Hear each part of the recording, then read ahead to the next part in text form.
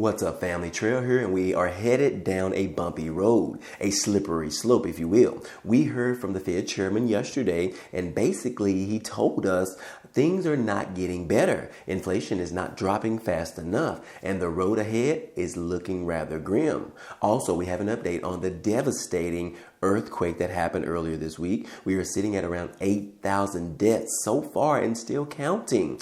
Other countries are being called to send in support whatever you can. Rescuers are still combing through the rubble from the Turkey earthquake that happened on Monday, as well as in Syria, as the quake death tolls are passing around 7,900 deaths so far, and that number is still counting. As you can see right here, that rescue teams were searching for survivors from the massive earthquake and aftershocks that flattened buildings in parts of Turkey and Syria earlier this week, as the death toll surpassed 7,900 on Tuesday. Now, officials have warned that the death toll would likely rise even more as rescue teams continue to search the rubble of buildings raised by the magnitude 7.8 quake that struck around 4:17 a.m. on Monday. And guys, this is just devastating. What a terrible thing that's happening right here in Turkey. I mean, guys, like I said, I called you guys on Monday that to go ahead and send your prayers up, pray for these individuals, pray for these families. Guys, this is just devastating. We definitely don't want to see anything like this happening whatsoever, guys. And pretty much it makes a lot of us just speechless. And I mean, just to see something like this, that many people get wiped out in less than 48 hours. But anyways, guys, right here on USA Today is talking about how you can donate to Turkey and Syria, the earthquake relief and recovery efforts. This is definitely some good information right here because they need as much as they can. It says right here that rescue crews in both countries continued on Tuesday to pick through the rubble for victims. More than 20,000 people were reported injured. Now, these organizations said that they were on the ground in Turkey and Syria to help victims and were accepting any type of donations. Now, again, this is just some information right here to help you in regards to who you donate and how you can make sure that you don't donate to a scam artist. It says right here that these are some of the Charity Navigator tips. Now, Charity Navigator, which rates charities, gives the following tips on giving to disaster relief. It says, number one, donate to a reputable, registered charity. Monetary donations are the most effective. Consider giving monthly donations for long-term recovery efforts, as many disaster relief groups see donations taper off after just a few weeks. Now, again, it says that the Charity Navigator has also published its own list of organizations that are aiding in the support of Syria and Turkey. So you can definitely find some information right there on their website. And then also this particular Turkish Red Crescent, which it says that the Red Crescent organizations in both Turkey and Syria said that their teams were helping with recovery and aid efforts on Monday. Both organizations are members of the International Red Cross and Red Crescent movement, which is an international network of disaster relief agencies. So again, also you can donate to the American Red Cross. But anyways, guys, like I said, we definitely want to keep those families in our prayers as they continue to find individuals in the rubble, these particular buildings that pretty much just caved within 5 seconds or so. We definitely want to keep those in our prayers. Definitely also pray for those individuals that are helping out with the recovery efforts as well. They're definitely going to be needing this in this particular time of effort. So anyways, guys, moving on, we did hear from the Fed chairman, Jerome Powell. He was speaking yesterday in which he said that, look, inflation is not slowing down fast enough.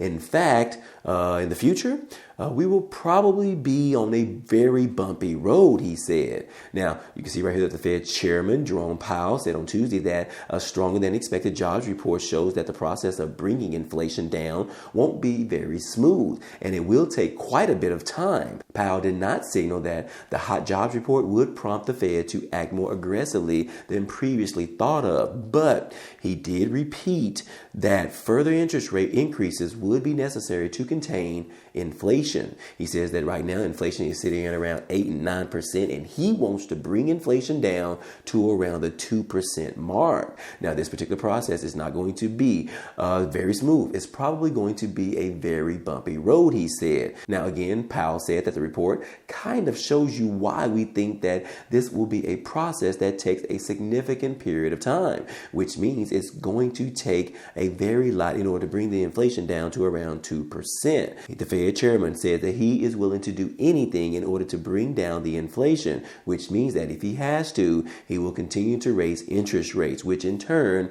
pushes the United States into a recession. So anyways, guys, the Fed chairman said that there's going to be a very bumpy road, and you need to prepare yourselves, guys. It is definitely not going to be easy for him as well as the American people, which I will say that the American people are the ones that are struggling the most, considering that Jerome Powell makes around $190,000 per year. And then we're also still seeing different companies laying off people. We just saw the company Zoom. They are shedding around 1,300 jobs as the pandemic fueled demand continues to slow down. Then we also saw where eBay said that they were going to be laying off 500 employees as well. But on the flip side, we did get some good news from Delta Airlines, in which they announced that their employees are going to be getting a 5% pay increase amid the strong travel demand. Yes, guys, it says right here that Delta Airlines said on Tuesday that it will bump up the pay of its employees by 5% because of the industry-wide shortage of workers as airlines look to cash in on robust demand for air travel. Now, Delta's raise includes 5% base pay increase for ground and flight attendant employees worldwide at all steps of the pay scale and a 5% pool for eligible merit employees worldwide. The airline's chief executive, Ed Bastian, wrote in a memo that was sent to employees on Tuesday. So again, guys, that is a little bit of good information. We don't necessarily see companies giving pay increases, especially during these economic times that we're in right now. But definitely with the airline industry and a lot of people still traveling right now, they need to retain their employees. They cannot afford to lose their employees to another airline. So why not give everyone a 5% increase, kind of incentivize them to stay with Delta Airlines. So anyways, guys, this particular pay hike will go into effect on April the 1st.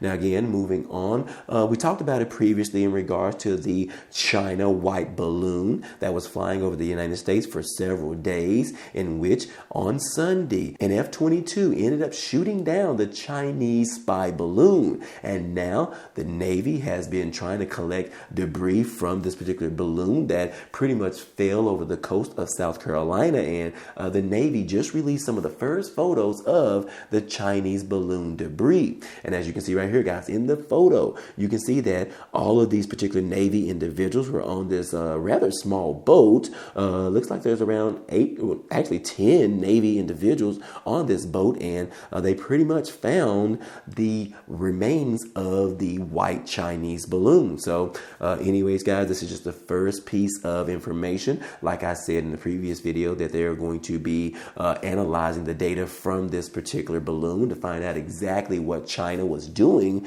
with this balloon and figure out what is the plan of action. On Tuesday, the White House reached out to China and asked them if they wanted to get on a call to discuss the remnants of this particular white balloon, and in rather fashion, Chinese declined to have that meeting. So anyways, guys, this is the first photo, and we probably will get more information as the days go on, and hopefully we can find out more information in regards to this spy balloon. Apparently, it was not the first time that China has been using a balloon to fly over the United States. There are some reports that there was previously China spy balloons that were flying over the United States during the former President Trump's time in office. Yes, guys, it says right here that the U.S. has failed to detect past Chinese spy balloons, according to an Air Force general. Now, it says that a senior U.S. general responsible for bringing down a Chinese spy balloon said on Monday that the military had not detected previous spy balloons before the one that appeared on January the 28th over the United States, and called it an awareness gap.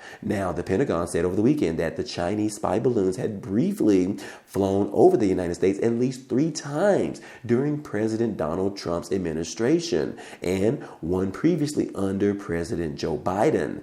This is ridiculous. This is crazy, guys. I mean, come on now. Is China just able to spy on us free and willingly, flying right over our heads? Guys, this is rather sickening. But it says that the Air Force General Glenn Van Herk, head of the U.S. North American Aerospace Defense Command and Northern Command, said that the latest balloon was 200 feet or 60 meters tall, and the payload under it weighed a couple thousand pounds. That is heavy. It didn't necessarily look that heavy in regards to looking at the photos, but then again, it was so high up in the air, we really couldn't tell exactly what it was. But anyways, it's saying that it was weighing around 2,000 pounds. That is crazy, guys. He did not provide details on previous balloons, including where over the United States they flew in the past. But what he did say is that, I will tell you that we did not detect those threats, and that's a domain awareness gap. The United States has failed us. The Air Force, the Aerospace Defense Command has failed us. Why is China flying these spy balloons over the United States? And multiple times. We, the American people, we need to know, is this going to necessarily push us into going into war with China much sooner than what they are actually expecting? I told you guys previously that a couple of top Air Force officials said that they expect the United States to be at war with China by the year of 2025. But because of these spy balloons that are flying over the U.S., this could send us into a war much, much sooner, which right now is definitely not the right time to do it, considering that the United States is sending a lot of our military equipment over to Ukraine so that they can fight off Russia.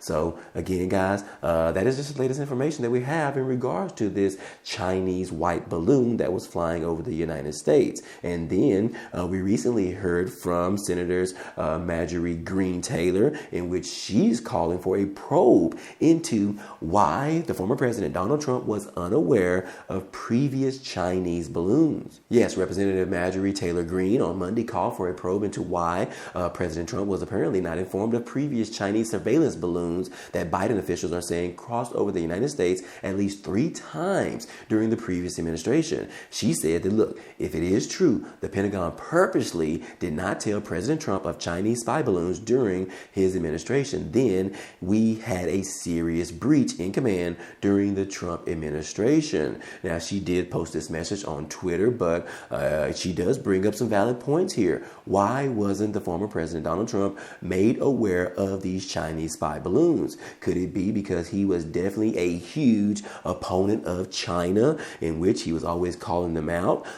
Could that be the real reason? If so, we are definitely sitting at some horrible times right now, and someone needs to lose their job, because this was definitely some vital information, and they should have told the current president in administration at that particular time. So anyways, guys, we'll just have to see whether or not this probe gets kicked off and an investigation actually happens. I will say I would like to know exactly whether or not these balloons have flown over the United States previously and how many times, and well as did it happen under Trump's watch, and why wasn't President Trump notified of this information? So anyways, guys, I'll keep you guys posted as usual. And then last night, guys, we did see the State of the Union where President Biden laid out a ton of different things, accomplishments in administration, as well as some failures and things that he would like to get done before he leaves office. But one particular thing that stood out to me was we saw Representative Marjorie Taylor, while they were on their way to the actual State of the Union, Marjorie Taylor, she decided to carry a white balloon around Capitol Hill. Guys, this is just crazy. Let me show you the video right here, guys, so you can see it. Guys, as you can see right here, she is pretty much walking through Capitol Hill on her way to the State of the Union while someone was filming her, and she thought it was a great idea to walk around with a white balloon. Now, she did say that this is pretty much just an innocent white balloon, but we know exactly what she's referring to in regards to the Chinese spy balloon. But anyways, guys, I will say this is not cool at all. This affects every American in this country, because we definitely don't want China to have the upper end in regards to how they're spying on us, guys. But anyways, guys, that's all we have for you today. I hope all this information in this video was helpful to you today. Well, anyways, guys, guys, hey, that's all I have for you today. But don't forget, some of the links down below really helps out this channel. If you want to support it, it's totally free. But anyways, if you enjoyed today's content and you want to see more, go ahead, subscribe to the channel. It's totally free. And if you like today's video, then go ahead and hit the like button for us. It really helps out this channel, as well as it tells YouTube to share this video with others. But anyways, hey, I appreciate you guys stopping by and watching, and I hope to see you on the next video. Peace.